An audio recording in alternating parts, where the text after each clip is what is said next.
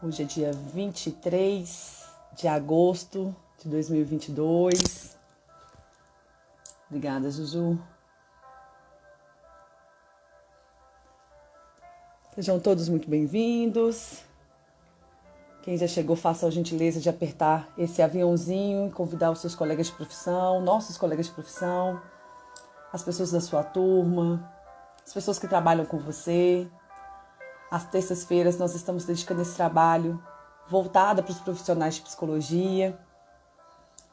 Então fiquem à vontade para convidar os nossos colegas de profissão que atuam na área clínica ou que têm o desejo de atuar na área clínica com o objetivo da gente fortalecer a nossa carreira, a nossa profissão, para que a gente possa se sentir mais seguro, mais confiante, mais preparado para a nossa prática clínica. Então apertem esse aviãozinho, convide os seus.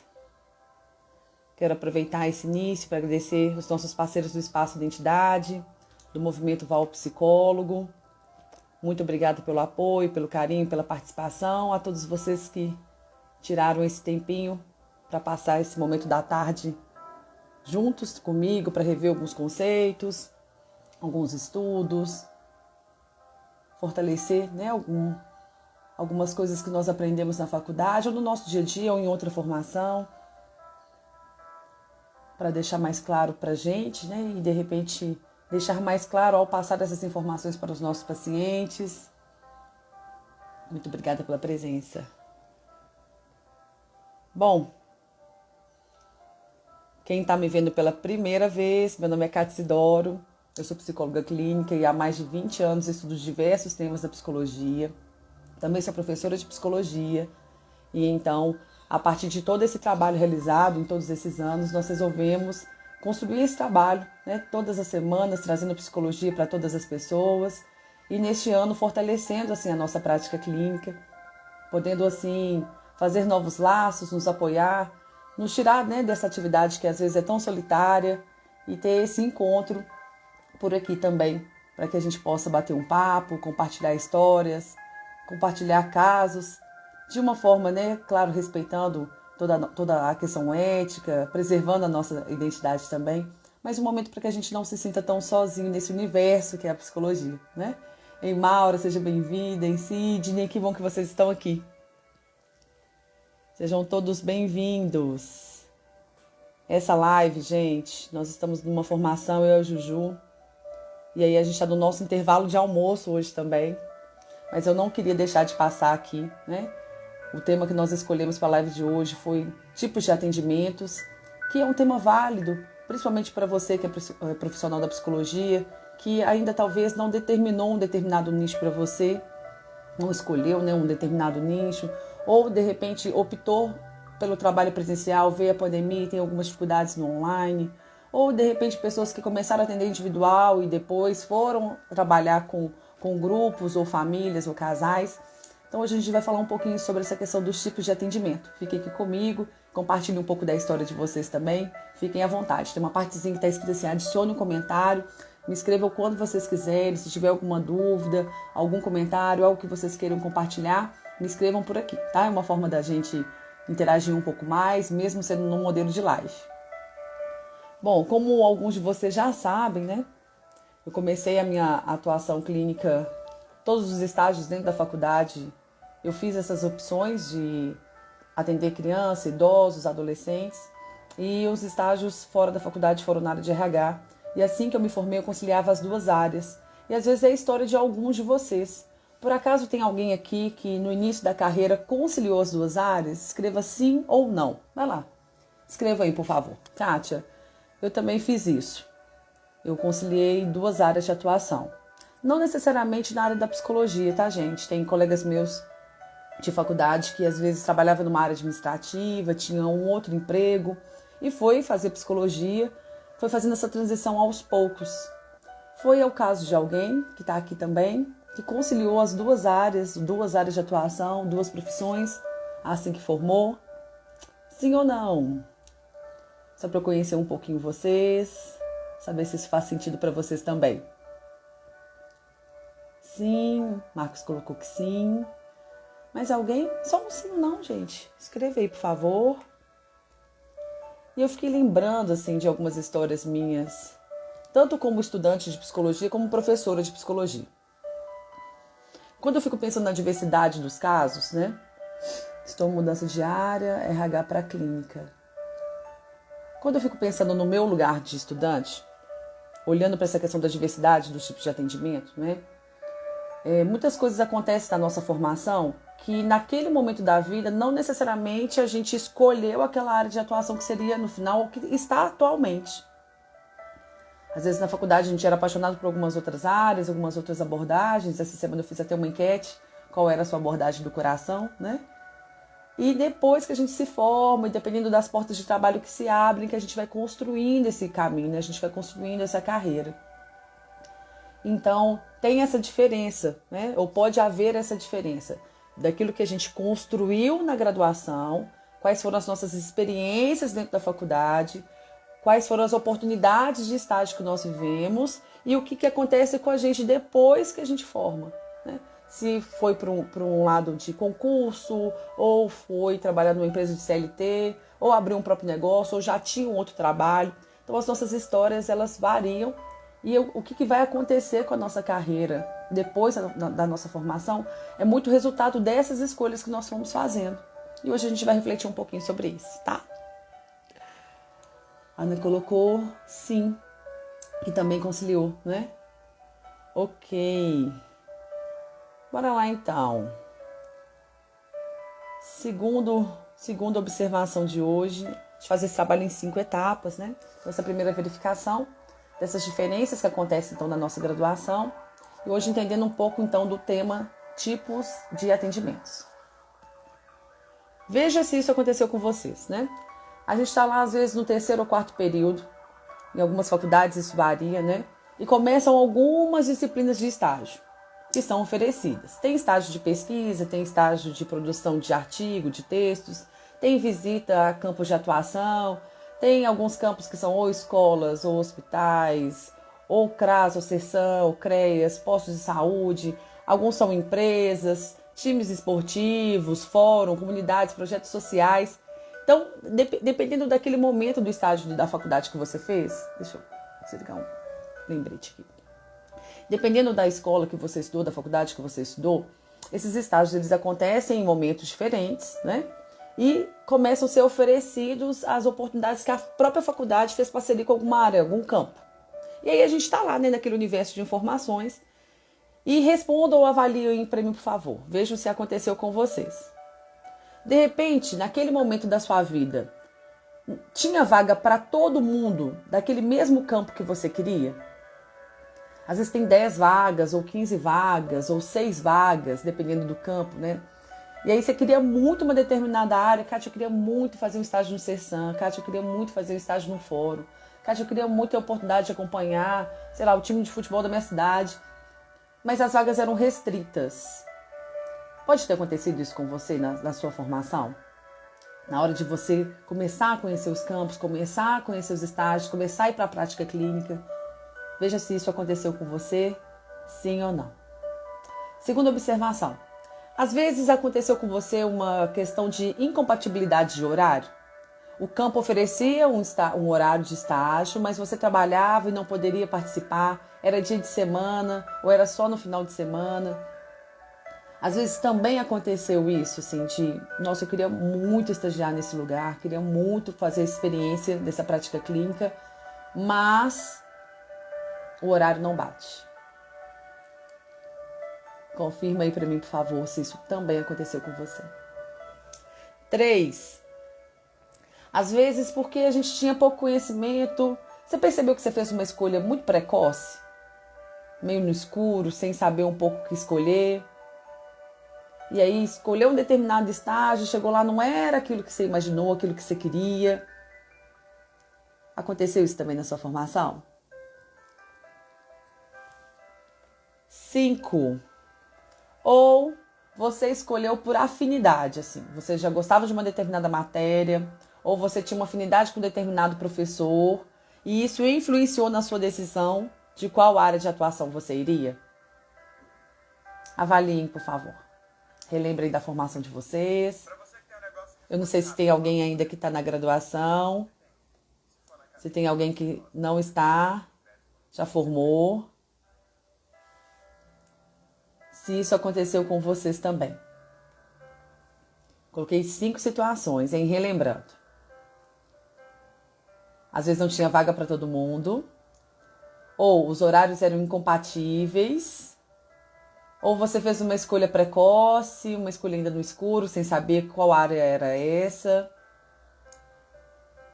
Ou você escolheu porque tinha afinidade com algum professor, com alguma disciplina do seu coração.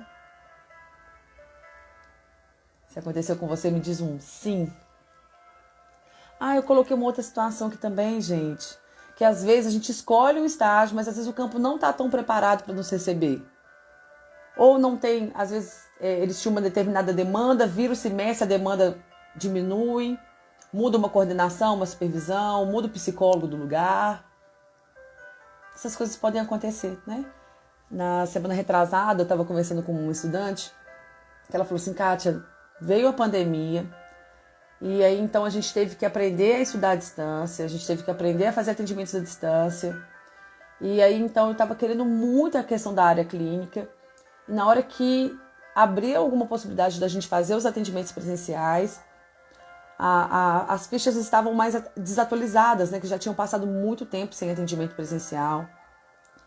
E uma demanda que eu achei que na época eram, pelo menos, né, cada estudante atenderia cerca de 5 a 10 pessoas. Ela falou que passou o semestre atendendo somente 2 pessoas.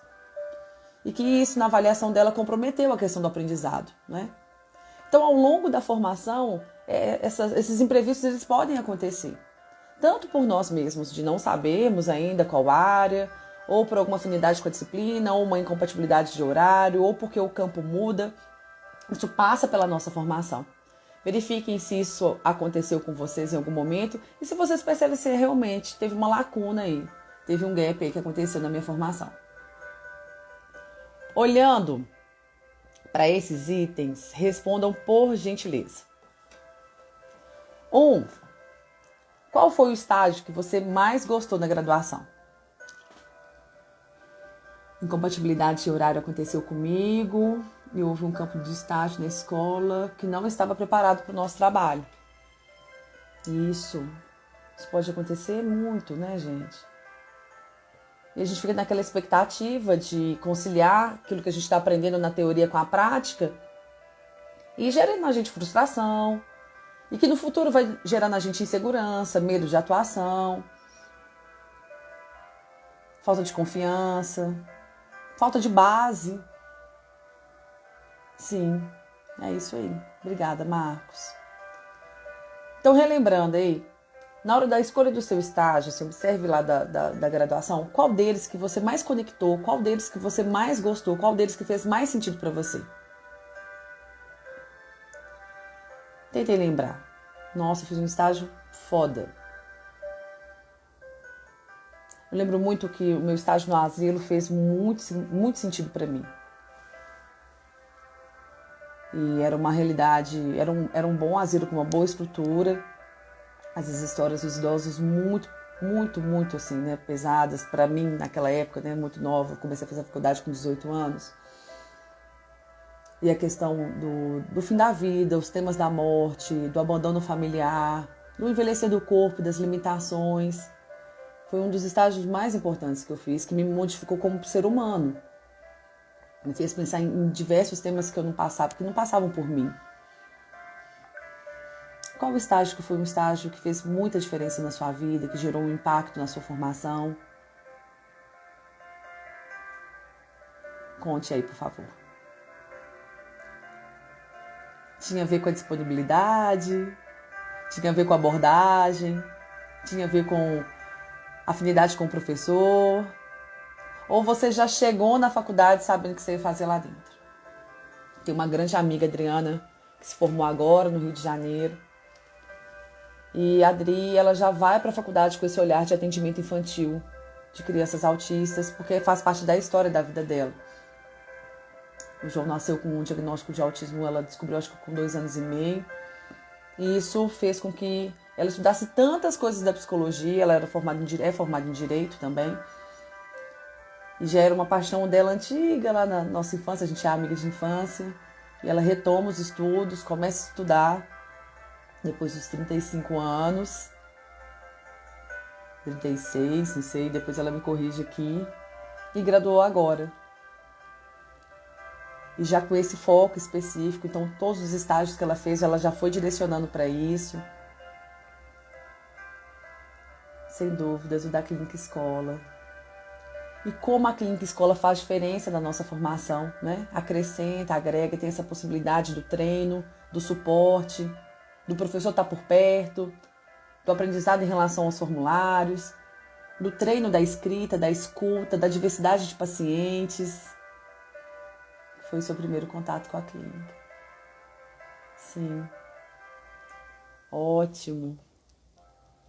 Seguindo. Pensando então agora nos vários tipos de atendimentos, né? A gente fez esse aquecimento aí para eu entender qual o momento que vocês encontraram com a Clínica Escola, quais foram suas escolhas, o que aconteceu com vocês nesse início. E agora então pensando nos tipos de atendimentos, né? Então mesmo que o psicólogo que está aqui presente nessa live, ele nesse momento da vida ele não atue na área clínica, a gente tem que lembrar que a gente sai de uma graduação de psicologia, psicólogos, né? Eu gosto muito de falar disso porque mesmo que tenha as áreas essas especificidades dentro da graduação, a gente sai de lá psicólogos, certo? E como psicólogos, né? A gente recebeu esse treino de uma escuta ativa, de ampliação da percepção, de uma sensibilidade para as questões humanas. Então esse psicólogo ele é em qualquer lugar um agente de transformação, de promoção de saúde, de assegurar essa questão da integridade, do respeito de todas as pessoas, em todas as diferenças. Então, mesmo que nesse momento você é um apaixonado pela clínica, ou tem um desejo de atuar na clínica e você está aqui, lembre-se da sua formação, né? Como psicólogo, a sua função, o objetivo da nossa formação é que a gente possa, então, ter esse olhar, essa escuta e essa percepção e sensibilidade para as relações humanas. É isso?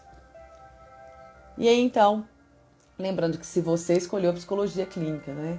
Lá na psicologia clínica, como psicoterapeuta, a gente busca restabelecer o ser, trazendo um pouco mais de organização, clareza dos pensamentos e das emoções, dando compreensão para essas pessoas, caso elas tenham, né, algum diagnóstico de algum transtorno, restabelecendo assim a possibilidade do retorno da saúde mental, emocional, das relações com as pessoas. Então, a gente tem em relação aos tipos de atendimento. Os atendimentos eles podem ser tanto individualmente, em grupo, podem ser atendimentos de casais, de famílias. Os atendimentos eles podem acontecer na infância, né? Os atendimentos especialistas em atendimento infantil, em adolescentes, em adultos e idosos. A gente tem essas possibilidades. E nem todo mundo vai escolher trabalhar com todos os públicos, né, gente?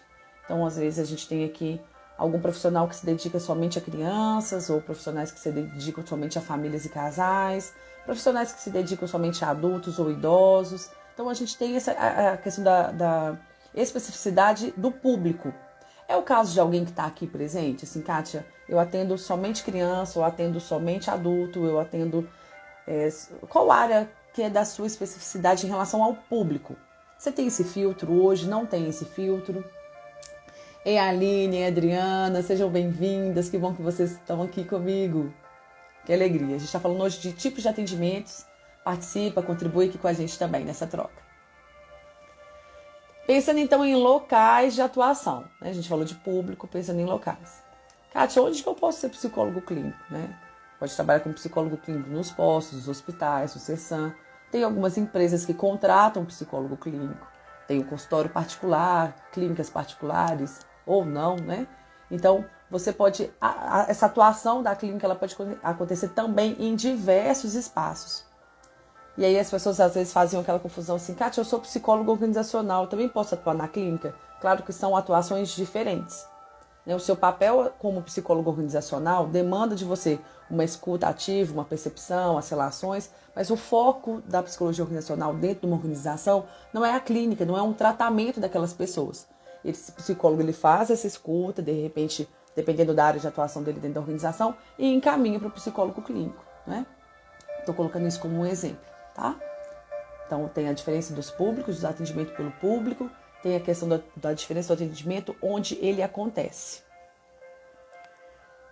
Seguindo, tem os tipos de atendimentos que vão variar de acordo com a demanda, né? Então, às vezes, a demanda foi para uma cirurgia bariátrica, que a gente escuta muito, assim. Você dá laudo, né? Não sei se já ouviram isso. Você dá laudo, que eu vou fazer uma bariátrica. E, eu espero que vocês não saiam aí, né, dando laudo para pessoas que não se comprometem com o atendimento, com o tratamento.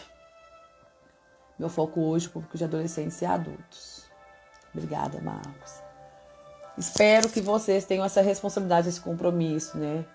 De receber esse paciente, por exemplo, da bariátrica e fazer pelo menos umas 4 ou 6 sessões com essa pessoa, compreendendo um pouco mais a história, alertando sobre a responsabilidade dela manter o acompanhamento pós-cirurgia bariátrica, porque vai ter uma demarcação no corpo, mas não necessariamente na mente, nos pensamentos, nas emoções, nos hábitos que ela construiu a vida inteira, para de repente chegar naquela forma física que ela se encontra, né? Então, às vezes a gente recebe um acompanhamento de um médico, a gente recebe de um nutricionista, a gente recebe de um advogado, a gente recebe de uma demanda de um dentista. Às vezes a escola encaminha a criança ou os pais, né? Então, observem-se nesses tipos de atendimento, de onde vem esse pedido, né? Quem solicitou, quem determinou que... Não determinar, né? Mas quem encaminhou esse cliente para você, de onde que ele vem, de qual fala que é essa. Então, também hoje nós temos os tipos de atendimento online e presencial. Eu não sei como foi para vocês. Alguém aqui, antes da pandemia, já trabalhava com atendimento online? Se sim, escreva assim: Kátia, eu já trabalhava com atendimento online. Tem alguém que está aqui que teve que aprender o atendimento online com a pandemia? E aproveitando, né, gente, apesar de toda dor e sofrimento que a gente ainda passa por isso. Ei, Cleiston, seja bem-vindo. Que a gente ainda passa por isso, né? O quanto a nossa profissão ganhou visibilidade, o quanto que a nossa profissão ganhou força a partir da pandemia, porque então foi as pessoas em casa sentindo necessidade de manter a sua saúde mental, de não pirar com tudo isso que estava acontecendo, de buscar por uma ajuda, um suporte, onde elas poderiam então falar das dores, do sofrimento, daquilo que estava passando, dos medos, e se sentir firme para atravessar esse momento tão difícil, né, que ainda nós estamos passando, mas hoje numa proporção um pouco menor.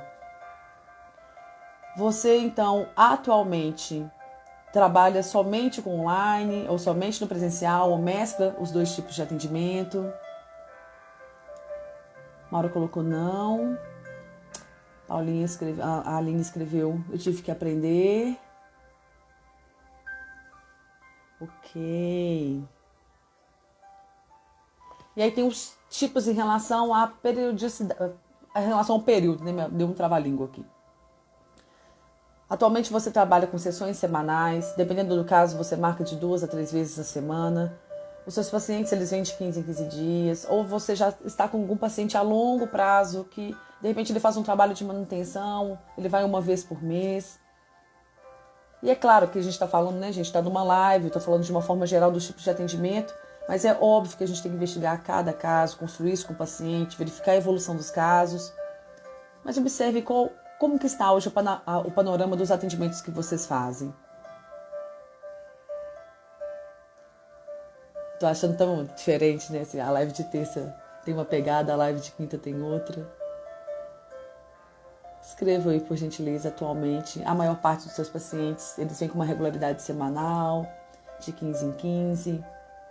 Como está isso aí dentro do consultório de vocês ou na prática clínica de vocês? E por último, e não menos importante, as diferenças em relação às abordagens, né? Então, tem tipos de atendimentos diferentes, porque a linha de pesquisa, a linha de estudo é diferente. Então, as pessoas que escolheram TCC, as pessoas que escolheram sistêmica, que escolheram psicanálise, humanismo, existencialismo, essas pessoas elas vão ter um jeito de atender, uma forma de atender, uma autorização de atendimento a partir daquela abordagem, que faz com que os atendimentos sejam diferentes, né? Às vezes eu escuto muito assim, Kátia, eu fui num psicólogo, ele era muito diferente de você, né?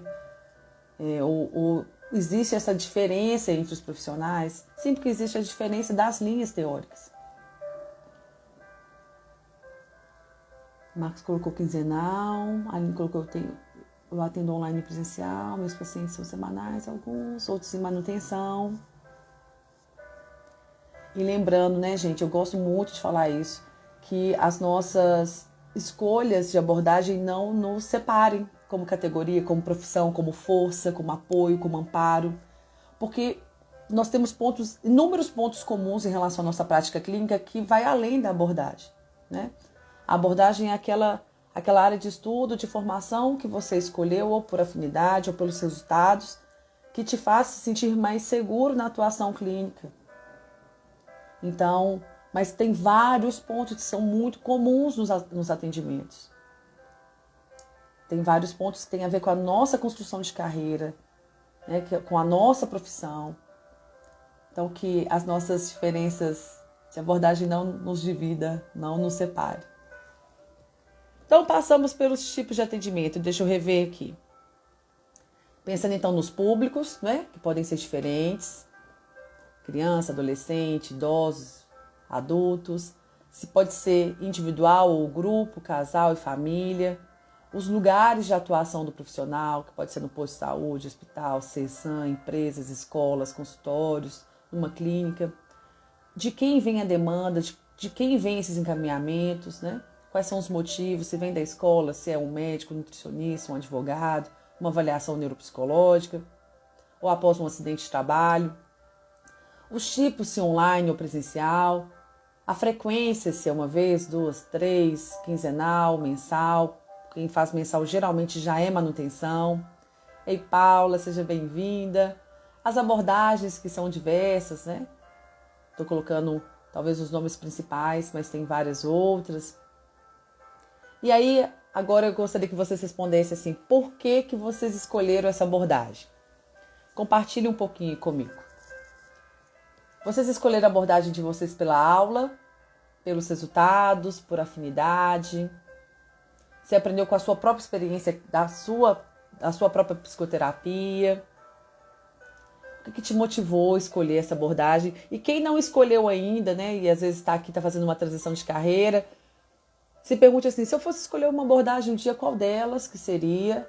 E por qual motivo seria essa escolha?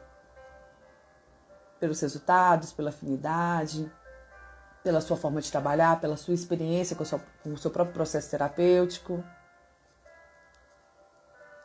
Verifiquem aí. Então, se você está aqui, olha aí para a sua própria história, sua jornada com a psicologia. E percebam, assim, durante todo esse tempo, qual que é a sua experiência, o tanto que você já cresceu, o tanto que você ainda quer crescer nessa carreira. Se já trabalha, né, com consultório, para qual lado que você ainda quer fortalecer essa prática? Aperfeiçoando mais em atendimentos individuais, de casal, famílias, grupos. Façam essa pequena avaliação. Se a partir de então, depois da pandemia, você quer se tornar uma referência num atendimento online ou presencial, TCC foi pela aula, neuropsicologia foi uma construção pessoal e também uma influência. Ok, Aline, obrigada. Se sua abordagem atualmente ela atende às suas necessidades como profissional, se atende às necessidades dos seus pacientes.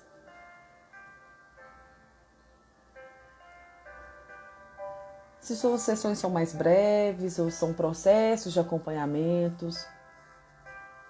Dá uma olhadinha para a sua carreira, faça essa avaliação e quem deseja atuar na prática clínica, responda também assim, como que eu gostaria que fosse? Se eu entrar nessa área, se eu me tornar um psicólogo clínico, às vezes durante um tempo eu me formei, mas me dediquei a uma outra profissão e agora eu quero atender. Eu tenho esse desejo, eu tenho essa vontade de retomar essa atividade, essa prática. Respondam também como vocês gostariam que fosse. Lembrando que os processos terapêuticos, né? Eles tratam diversas questões emocionais, de pequenos impactos, grandes impactos. Nós somos procurados de diversas formas, né? Tem gente, às vezes, que nos procura porque perdeu alguém, ou porque está numa transição de relacionamento, ou se separou, ou, infelizmente, passou por um processo de abuso, nasceu em lares muito violentos, adoecidos emocionalmente, foram casos de abandono, ou de assumir uma responsabilidade muito cedo, familiar, começou a trabalhar muito cedo, não teve infância, não teve adolescência, ou para se relacionar melhor com as pessoas, se relacionar melhor com as pessoas do trabalho, para se sentir mais seguro, mais confiante na sua carreira. Então, nós somos procurados de diversas formas. E são esses pontos que eu digo para vocês que são muito comuns, né? O paciente, ele não nos procura pensando na abordagem, raros casos, a não ser que ele seja estudante de psicologia, ou ele conheça algum psicólogo que fez alguma orientação, mas os temas, aquilo que leva os pacientes a nos procurarem, eles são muito comuns, eles são muito comuns no sentido assim, para todos nós, independente da diferença da abordagem, né? Então a gente tem muito que conversar, a gente tem muito que trocar, a gente pode usar esse espaço, né, para que nós possamos crescer como profissionais e fazer essa rede de apoio aqui também. Ei, Karine! Bom, Kátia, por que isso é importante, né? A gente fala dessa questão dos tipos de atendimento e a gente relembrar disso. Um ponto muito importante é para que isso possa nos ajudar no nosso posicionamento, né? Como você está posicionado na internet, como você está posicionado talvez numa rede social, como você está posicionado em relação aos seus clientes. Depois, para que você saiba o que você quer com o seu trabalho, para que lado que você quer ir, qual que é o seu propósito nisso, né? Qual que é o seu direcionamento, para que você também conheça seu público, para que seu público possa te indicar por essas referências e para que você possa avaliar os resultados do seu trabalho. Então, na hora que a gente traz, né, assim, quais são os tipos de atendimentos, e parece um tema simples, né? Mas na verdade não é. Ele ajuda no nosso posicionamento, para nos ajudar a saber aquilo que a gente quer, qual o foco que a gente tem, para a gente conhecer o nosso público e para a gente avaliar também os nossos resultados. Por isso que a gente acredita, né, que esse trabalho aqui se torna cada vez mais importante e necessário, que não basta formar, não é uma questão de ter a agenda cheia, é da gente assumir a nossa responsabilidade de fortalecer a nossa prática clínica, da gente se sentir cada vez mais seguro e confiante no nosso preparo de trabalho, para que a gente possa se apoiar, ajustando assim, as arestas da nossa formação, que são muitas, e para que a gente possa, no dia a dia, fazer um trabalho cada vez melhor, nessa profissão que é tão bonita e tão desafiante. E aí, então, gente, nós resolvemos, né? Se vocês estão se perguntando assim, Kátia, por onde começar? Ou quais são essas lacunas? Tem como a gente fazer isso através de um passo a passo, de uma forma mais organizada? Tem tantas informações na internet. E é por isso que a gente resolveu fazer um evento na semana que vem, no dia 1º do 9. Talvez alguns de vocês já viram, né, essa campanha rodando. Obrigada, querida. Talvez alguns de vocês já viram essa campanha rodando. E para que a gente possa passar isso através de um passo a passo. A gente preparou um evento 100% online, 100% gratuito. Quem já me escutou falando isso sabe que eu adoro falar isso, né? Onde eu vou ensinar, me dediquei a fazer um roteiro de um passo a passo, né, dos principais passos para que a gente se sinta cada vez mais seguro, cada vez mais confiante, cada vez mais preparado na nossa prática clínica. Ontem eu tive a oportunidade de encontrar com a Ana Passarelli. Um beijo se ela estiver por aqui em algum momento, né, dessa live. Ela está fazendo um trabalho de substituição aqui na PUC. E ela falou assim, Kátia, eu tô aqui em Betim. Aí eu saí correndo para lá dar um beijo nela de tanta saudade. Uma colega, uma querida de profissão. Uma professora super competente. Alguns de vocês que estão aqui conhecem a Ana também. E nós estávamos comentando assim, imaginem uma formação regular antes da pandemia, que já tinha diversos desafios depois que a gente se forma, justamente desses 2 pontos de segurança e confiança para uma prática clínica. Gente, eu tenho pensado muito em quem se formou na pandemia. Eu estou pensando muito em quem passou os 2 últimos anos fazendo uma graduação, onde essa questão da presença, do contato, da troca, se faz muito necessário no nosso processo de amadurecimento profissional, né? E ainda tem pessoas que estão formando, que vão formar esse ano, vão formar o ano que vem, que passaram 2 anos da graduação, são 4 períodos. vivendo essa loucura, porque a questão da pandemia não é só o ensino à distância, era como todos nós estávamos durante esse processo. Né? Pessoas que também perderam algum ente querido, que também adoeceram, que também pegaram Covid. Nós estávamos todos dentro do mesmo olho do furacão. E aí, então, né, com a equipe, com a Ju, com o Luca, um dia a gente decidindo assim, qual caminho que nós tomaríamos, né? E por que foi ficando cada vez mais claro que a gente teria que fazer um trabalho para fortalecimento da nossa carreira, para fortalecimento desses profissionais. Porque tem uma necessidade, sim, urgente em dar suporte, amparo, apoio numa profissão, principalmente na área clínica, que é tão isolada. Eu e a Ana, a gente comentava, é uma profissão, a gente é muito solitário no consultório.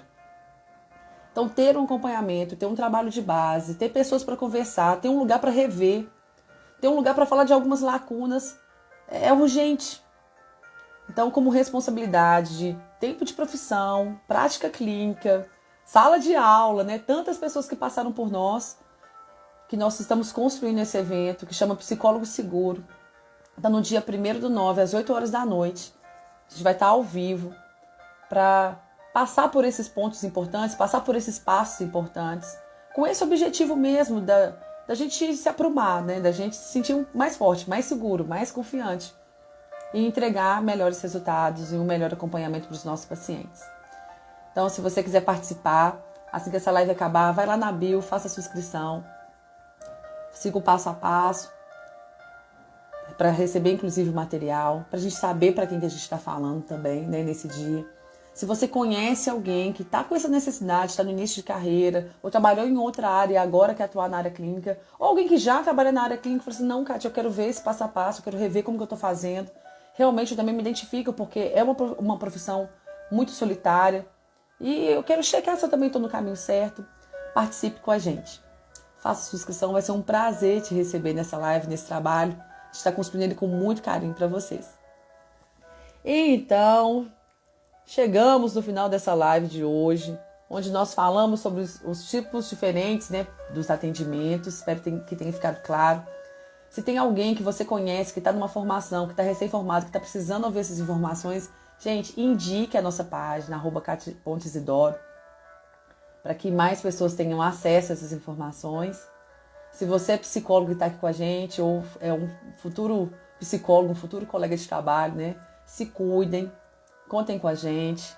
Nós estamos construindo esse trabalho para fortalecer a nossa profissão, para fortalecer os nossos profissionais, para que possamos seguir em frente com muita responsabilidade, realizando esse trabalho, né, que alcança tantas vidas, principalmente depois da pandemia, e tantas pessoas passaram a nos procurar. Que a gente tem, então, essa responsabilidade de fortalecer a nossa profissão.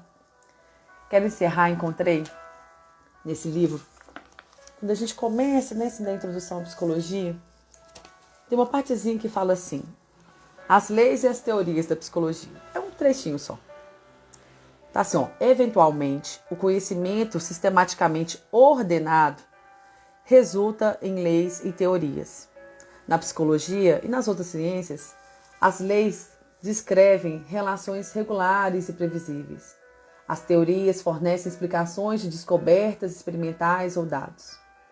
Algumas teorias implicam uma simples hipótese, enquanto outras integram um grande número de informações. E na hora que eu li, né, o conhecimento sistematicamente ordenado, eu pensei, é isso. A gente precisa reorganizar um passo a passo nesse mundo de um tanto de informação, onde as pessoas podem se sentir perdidas de como continuar, de como fazer, de como seguir. Então a gente está aqui construindo esse como começar. Participe com a gente desse evento, Psicólogo Seguro, a vida de um psicólogo clínico. E eu te espero também na live de quinta-feira. Divulgue esse trabalho, faça parte desse movimento. Que a gente possa então crescer como profissão e como pessoas. Beijo no coração.